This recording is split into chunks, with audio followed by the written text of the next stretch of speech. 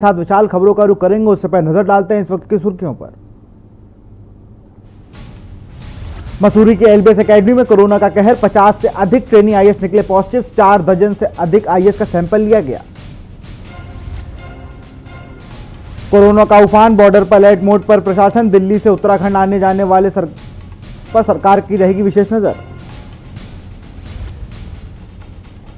Love जिहाद मामले में सीएम का बड़ा बयान, अंतर धार्मिक विवाह प्रोत्साहन संबंधी प्रेस नोट की होगी जांच। महाकुंभ को लेकर तैयारियां जोरों पर, महाकुंभ को लेकर हरिद्वार में मंथन, 13 अखाड़ों के महामंडलेश्वर करेंगे शिरकत, बैठक में कई मुद्दों पर होगी चर्चा। हजारों टन फूलों से सजाया गया शीतकालीन गद्दी स्थल ओंकारेश्वर मंदिर, पंचकेदार गद्दी स्थल में शीतकालीन यात्रा का आगाज। उत्तराखंड में लगातार बर्फबारी से बड़ी ठंड, चंपावत में हड्डियां गलाने वाली ठंड, 3 डिग्री पहुंचा जिले का तापमान। आप देख रहे हैं के न्यूज, खबरों का सारथी। और सीधे आपको ले चलते हैं उत्तर प्रदेश के मिर्जापुर, जहां पर सीएम योगी आदित्यनाथ पूजा अर्चना कर रहे हैं।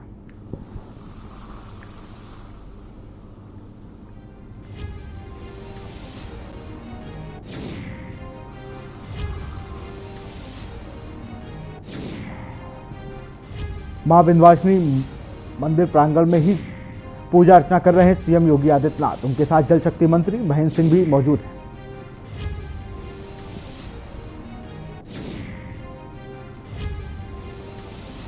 सोनभद्र और मिर्जापुर को आज प्रधानमंत्री नरेंद्र मोदी और सीएम योगी ने सौगात दी है। लगभग 3000 गांव में शुद्ध पेयजल की योजना का शिलान्यास भी किया है।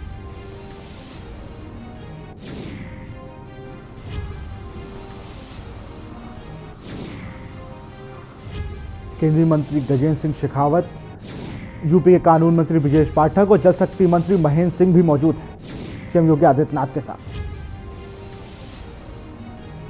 और ये मां गंगा में पुष्प अर्पित कर रहे हैं सूबे के मुख्यमंत्री योगी आदित्यनाथ।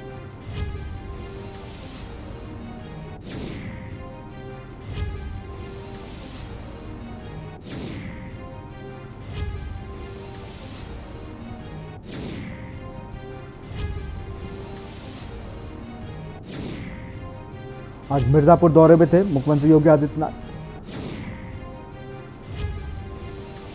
यहां पर उन्होंने मां विंध्यवासिनी मंदिर में पूजा अर्चना की, उसके बाद गंगा तट पर जल अर्पित कर पुष्प भी चढ़ाए। उनके साथ सूबे के कानून मंत्री ब्रजेश पाठक, जल शक्ति मंत्री महेंद्र सिंह और केंद्रीय जल मंत्री गजेंद्र सिंह शेखावत भी मौजूद हैं।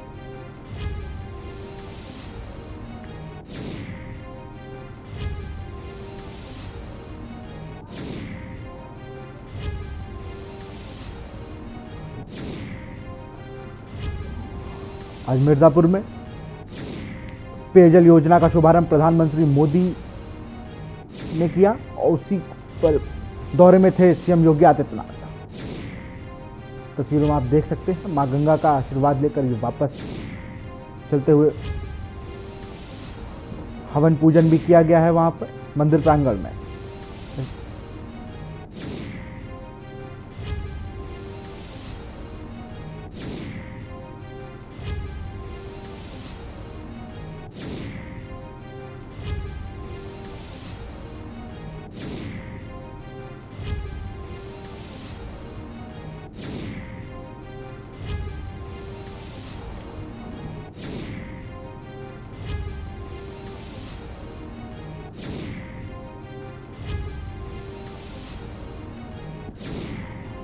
मुख्यमंत्री योगी आदित्यनाथ का आज मिर्जापुर दौरा है, जहां पर उन्होंने मां विंध्याचल मंदिर में जाकर पूजा अर्चना की और उसके उपरांत हवन में भी शिरकत की।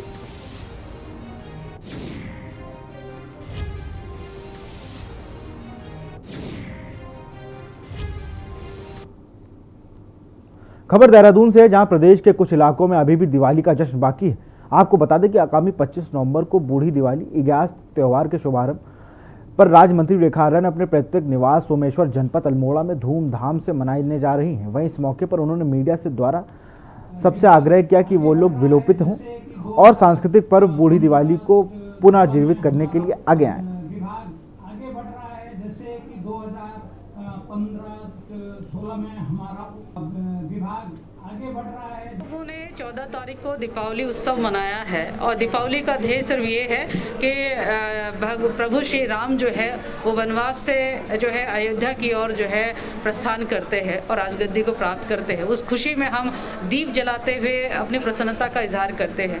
हम सबको मालूम है कि हम सब पहाड़ी क्षेत्र से आते हैं और कुमाऊं और गढ़वाल में उनके आने की, अयोध्या आने की सूचना जो है वो 11 दिन बाद मिलती है, जिसके कारण से 11 दिन बाद जो है उनके इस आगमन पर खुशी इजहार किया जाता है, जिसे गढ़वाल में इगास के नाम से जाना जाता है और कुमाऊं में बूढ़ी दीपावली के नाम से जाना जाता है। अक्सर देखा जाता है कि अधिकांश युवा रोजगार की तलाश में जहां भटकने को मजबूर है, वहीं मगर नैनीताल के कुछ युवाओं ने अपने ही शहर में लकड़ी के टुकड़ों पर पेंट कर नेम प्लेट बनाने का काम शुरू किया है, जिसे सैलानियों तो पसंद कर ही रहे हैं, साथ ही साथ युवाओं को एक बेहतरीन रोजगार मिल गया है। देखिए पूरी रिपोर्ट।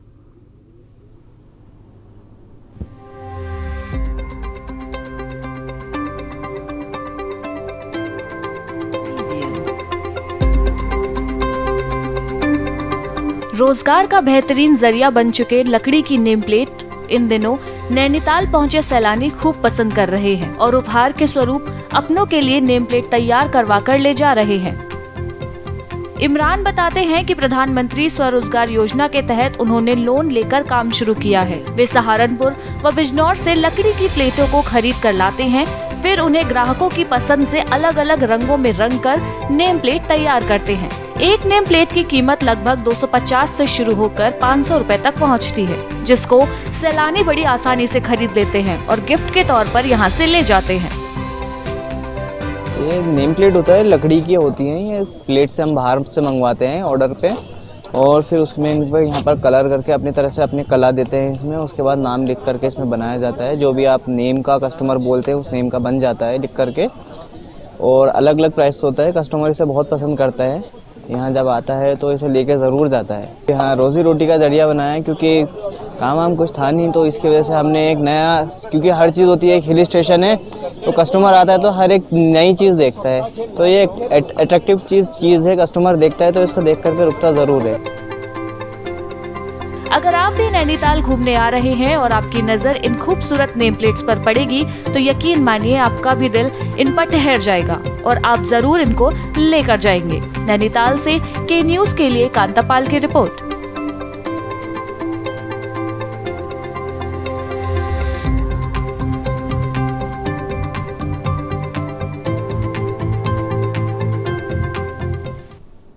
उत्तराखंड किसान कांग्रेस के लोगों ने पूर्व मुख्यमंत्री हरीश रावत के साथ एक सुर मिलाते हुए कहा कि हरीश रावत जी ने यह नहीं कहा कि कांग्रेस में आए, बल्कि बागी विधायक हाईकमान दिल्ली दरबार में जाकर अपनी हाजिरी लगाए और हाईकमान से माफ़ी मांगे। या वही कांग्रेस के बागी विधायक हैं जिन्होंने हरीश रावत की सरकार को गिराकर प्रदेश में बीजेपी की सरकार बनाई। अब कांग्रेस में दो खेमे देखने को मिल रहे हैं, जहाँ एक खेमा बागियों को वापस लाने की तैयारी कर रहा है तो दूसरा कांग्रेस में खेमा बागियों के नाराजगी को जनता से माफ़ी मांगने और हाईकमान के दरबार में जाकर अपनी हाजिरी लगाएं, तभी जाकर कांग्रेस वापसी हो पाएगी। बताते रहिए अच्छी कहने वाला ये समझ गया जो मैं कह रहा हूँ कि, और उत्तराखंड जैसे नवोदित राज्य में दल बदल करवाने पर इस उत्तराखंड राज्य की जो अपमानना इन लोगों ने, इन 9-10 बागियों ने की है, 11 बागियों ने, इसके लिए वो उत्तराखंड की जनता से माफी मांगे और हमारे हाईकमान के आगे लिखित रूप पर अपना माफीनामा प्रस्तुत करें, तब जाके यह कांग्रेस में आए। उसमें हमें कोई आपत्ति नहीं है।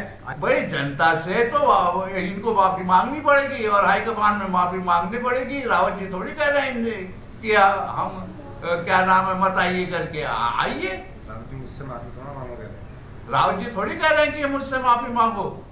रावत जी तो कह रहे हैं आप जनता से माफी मांगो, हाईकमान से माफी मांगो, मेरे से माफी मत मांगो। आप यहाँ रुकते एक छोटे से ब्रेक के लिए, जल्द हाजिर होंगे।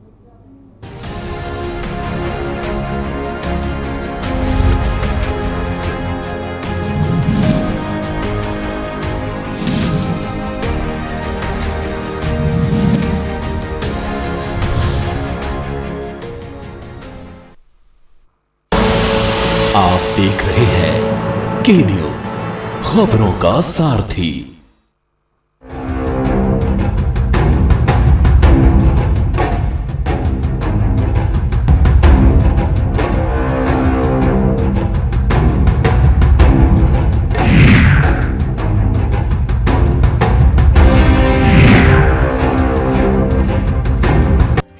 उत्तर प्रदेश में माननीय प्रधानमंत्री नरेंद्र मोदी जी के मार्गदर्शन और मुख्यमंत्री योगी आदित्यनाथ जी के नेतृत्व में पाइप पेयजल परियोजनाओं के माध्यम से वर्षों से पानी की समस्या से जूझ रहे गांवों को पीने का पानी सुलभ हो रहा है। जल जीवन मिशन गांव और गरीब के घर तक पानी पहुंचाने का तो अभियान है ही। ये एक प्रकार से ग्राम स्वराज को, गांव के सशक्तिकरण को, उसके लिए भी एक नई ऊर्जा, नई ताकत, नई बुलंदी देने वाला अभियान है। अपने आंचल में सांस्कृतिक और प्राकृतिक सौंदर्य समेटे विंध्य क्षेत्र में जल जीवन मिशन के अंतर्गत पाइप पेयजल योजनाओं का शिलान्यास किया जा रहा है। अब तक विंध्य क्षेत्र के कुल 3,393 ग्रामों में से मात्र 398 ग्राम ही पेयजल योजनाओं से आच्छादित थे। इसी समस्या के निवारण का संकल्प लेते हुए प्राथमिकता पर शेष 2,995 ग्रामों में पेयजल योजनाएं प्रारंभ की जा रही हैं। एक बड़ी आबादी इससे लाभान्वित होने जा रही है और पेयजल का मतलब, शुद्ध पेयजल की आपूर्ति का मतलब आधी से अधिक बीमारियों का समाधान। 5,555 करोड़ रुपए की लागत से प्रारंभ की जा रही इन योजनाओं से लगभग 42 लाख की आबादी लाभान्वित होगी। जनपद मिर्जापुर में 2,343 करोड़ रुपए लागत की 9 पाइप पेयजल योजनाओं का तथा जनपद सोनभद्र में 3,212 करोड़ रुपए लागत की 14 पाइप पेयजल योजनाओं का शिलान्यास माननीय प्रधानमंत्री जी द्वारा किया जा रहा है। इन योजनाओं से विंध्य क्षेत्र पेयजल के संकट से पूरी तरह मुक्त होकर विकास के नए पथ पर अग्रसर होगा। आप देख रहे हैं के न्यूज, खबरों का सारथी।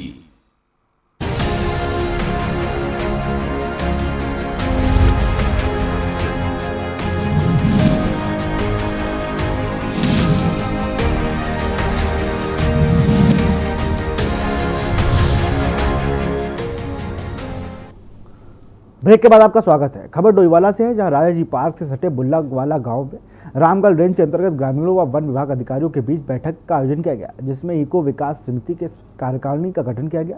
बैठक का उद्देश्य वन विभाग व ग्रामीणों के बीच सामंजस्य बैठाना है, ताकि जंगली जानवरों से होने वाले नुकसान से बचा जा सके और किसानों की समस्याओं का शीघ्र निस्तारण हो सके।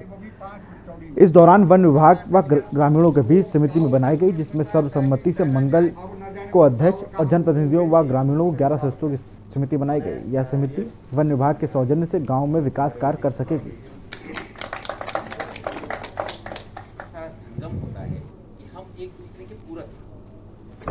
ये उन्होंने बोला था 5 फीट गहरी होगी, 5 फीट चौड़ी हो।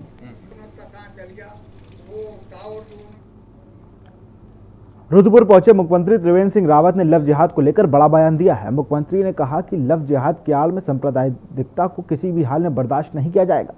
सरकार राज्य में किसी भी तरह का तनाव ना हो, इसके लिए प्रतिबद्ध है।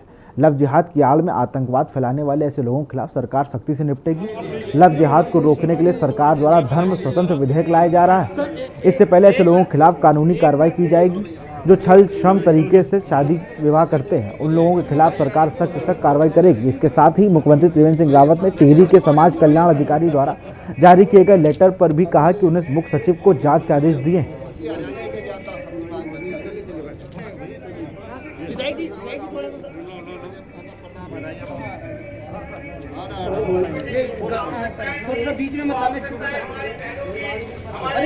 उसमें हमने ऐसे लोगों का जो छल छद्म तरीके से शादी ब्याह करते हैं, अंतर जातीय विवाह करते हैं, अंतर धार्मिक विवाह करते हैं, उन पर हम पहले ही निर्णय ले चुके हैं।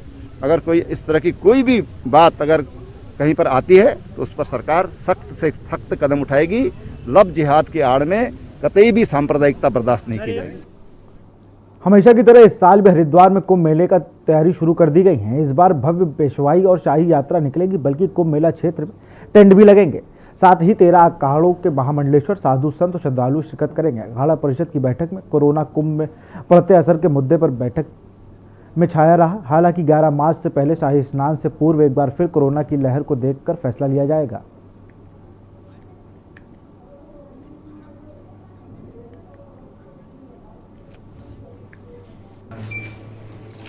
मेले को तो स्वरूप कैसा हो। तो ये निर्णय हो गया, सरकार की तरफ से कहा गया था कि आप लोग टेंट नहीं लगाएंगे, लेकिन आम सहमति बनी कि टेंट भी लगेगा और जिस तरह 2010 का मेला हुआ उससे अच्छा मेला किया जाएगा। फरवरी या मार्च में ये निर्णय होगा कि कोरोना का अगर ज़्यादा बढ़ता है उस समय सब बैठ के निर्णय लेंगे, लेकिन अभी सारी तैयारी की जाएगी। अखाड़े के प्रतिनिधियों के साथ मेला अधिकारी, रेखाई जी, हम सब लोग बैठने के बाद जो प्रमुख मुद्दे सब पे चर्चा हुई, स्वरूप पे चर्चा हुई और कल फिर मुख्यमंत्री जी के साथ बैठे। क्या तंबू लगेंगे मेले में? तंबू को लेकर एक चर्चा चल रही है। तंबू लगेंगे, तंबू कहाँ प्रतिबंधित है? नहीं, सरकार लगाएगी या अखाड़े खुद लगाएंगे? नहीं, वो अभी तय होगा, सरकार तो अभी नहीं लगाएगी, लेकिन अभी है कि तंबुओं पे प्रतिबंध नहीं है ऐसा। यहाँ रुकते एक छोटे से ब्रेक के लिए, जल्द हाजिर होंगे।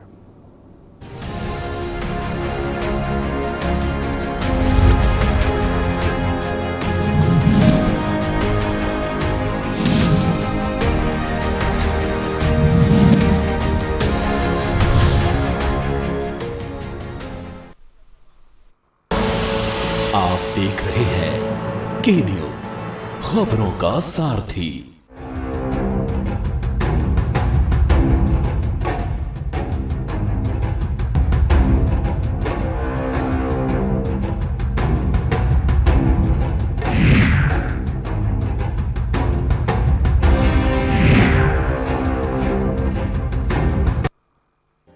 उत्तर प्रदेश में माननीय प्रधानमंत्री नरेंद्र मोदी जी के मार्गदर्शन और मुख्यमंत्री योगी आदित्यनाथ जी के नेतृत्व में पाइप पेयजल परियोजनाओं के माध्यम से वर्षों से पानी की समस्या से जूझ रहे गांवों को पीने का पानी सुलभ हो रहा है। जल जीवन मिशन गांव और गरीब के घर तक पानी पहुंचाने का तो अभियान है ही। ये एक प्रकार से ग्राम स्वराज को, गांव के सशक्तिकरण को, उसके लिए भी एक नई ऊर्जा, नई ताकत, नई बुलंदी देने वाला अभियान है। अपने आंचल में सांस्कृतिक और प्राकृतिक सौंदर्य समेटे विंध्य क्षेत्र में जल जीवन मिशन के अंतर्गत पाइप पेयजल योजनाओं का शिलान्यास किया जा रहा है। अब तक विंध्य क्षेत्र के कुल 3,393 ग्रामों में से मात्र 398 ग्राम ही पेयजल योजनाओं से आच्छादित थे। इसी समस्या के निवारण का संकल्प लेते हुए प्राथमिकता पर शेष 2,995 ग्रामों में पेयजल योजनाएं प्रारंभ की जा रही हैं। एक बड़ी आबादी इससे लाभान्वित होने जा रही है और पेयजल का मतलब, शुद्ध पेयजल की आपूर्ति का मतलब आधी से अधिक बीमारियों का समाधान। 5,555 करोड़ रुपए की लागत से प्रारंभ की जा रही इन योजनाओं से लगभग 42 लाख की आबादी लाभान्वित होगी। जनपद मिर्जापुर में 2,343 करोड़ रुपए लागत की 9 पाइप पेयजल योजनाओं का तथा जनपद सोनभद्र में 3,212 करोड़ रुपए लागत की 14 पाइप पेयजल योजनाओं का शिलान्यास माननीय प्रधानमंत्री जी द्वारा किया जा रहा है। इन योजनाओं से विंध्य क्षेत्र पेयजल के संकट से पूरी तरह मुक्त होकर विकास के नए पथ पर अग्रसर होगा। और खुशबू में झूम के भाई लेके आए गोल्डी मसाले, खुशबू और स्वाद ऐसा तो रिश्तों में गुस्सा कैसा। आप देख रहे हैं के न्यूज, खबरों का सारथी।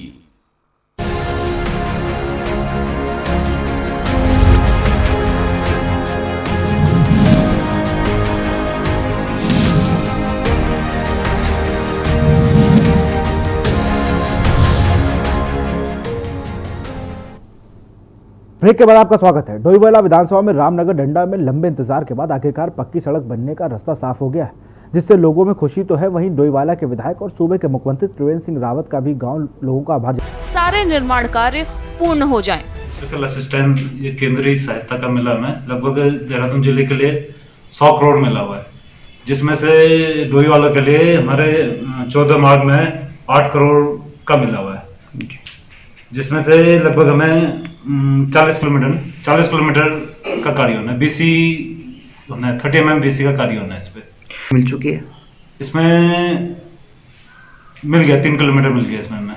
तो कब तक उम्मीद करें सर कि इसमें टेंडर प्रोसेस हमारा चल गया है इसमें, और 28 तारीख को टेंडर रिसीव किया जाना है डोईवाला विधानसभा में लगातार सड़कों का जाल बिछाया जा रहा है, जिससे लोगों में काफी खुशी है और वो सब शासन प्रशासन को धन्यवाद देकर आभार जता रहे हैं। आना जाना भी ऐसी है, रोड भी खराब है। परेशानी होती है? कितनी परेशानी होती है? पत्थर है रोड में, कोई गाड़ी पंचर हो रही, बहुत सी कठिनाई होती है। अच्छा, अब जब पक्की बन जाएगी तो कितना फायदा होगा? काफी फायदा होगा सर, हम रात को भी आ जा सकते हैं आराम से।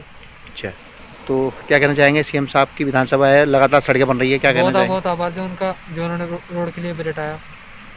सड़क बहुत पुरानी है, कई साल से बनी नहीं है ये, तो हमें बहुत दिक्कत होती है इधर सड़क से जाने में। तो अब जब जैसे सरकार इसे बनाएगी तो हमें बहुत वो होगा फ़ायदा इस सड़क में बनने का, कि रात को जैसे गाड़ी कई बार पंचर हो चुकी है हमारी ना, तो जैसे सड़क बन जाएगी तो हमें बहुत अच्छा फ़ायदा होगा इसमें वजह से।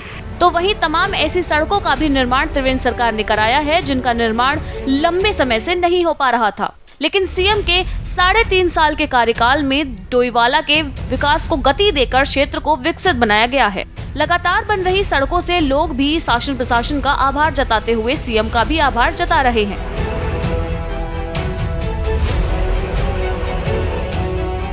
डोईवाला से के न्यूज के लिए राजकुमार अग्रवाल की रिपोर्ट।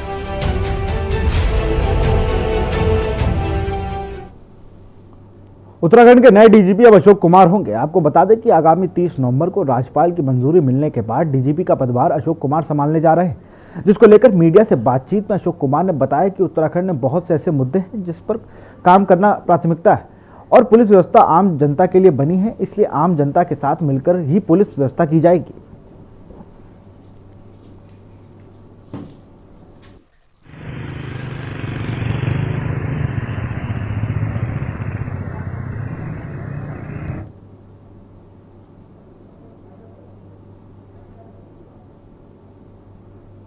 फिलहाल इस बुलेटिन में इतना ही। देखते रहिए के न्यूज इंडिया। नमस्कार।